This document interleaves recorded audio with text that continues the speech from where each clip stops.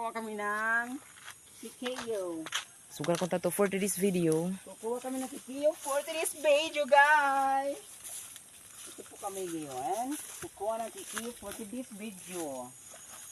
Tingnan mo naman ang suot ko. Ituro mo ang ano ang puno ng kakao. Ito yung puno ng TKO. Ayun siya oh guys. Oh ayun, iyon oh. Hinog na kakao oh ayun. Pak, ayun pa. Pasensya na kasi malabo, medyo malabo kasi zinom ko siya. Ayun, aakyat na siya. Ayan, pag meron akong umakyat, hindi sa baba marami. Meron? Oo. Asan? Dito lang tayo kumain. Para, Ayan guys, oh, nakakuha na kami dalawa na kakao. Mga hinog na yan. Ayun pa. Hala, oo nga, marami nga. Hala.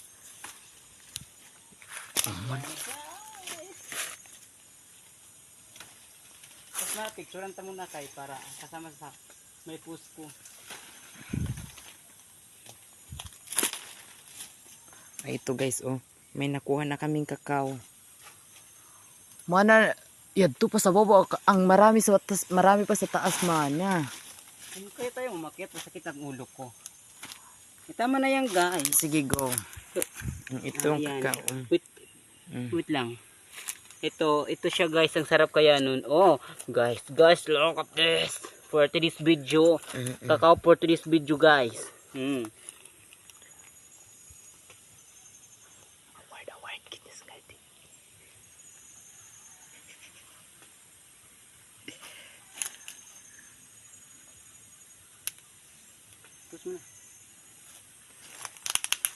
Thank you guys for watching our videos. Guys, ito pa yung halaman na sinasabi niya sa TikTok na super mahal.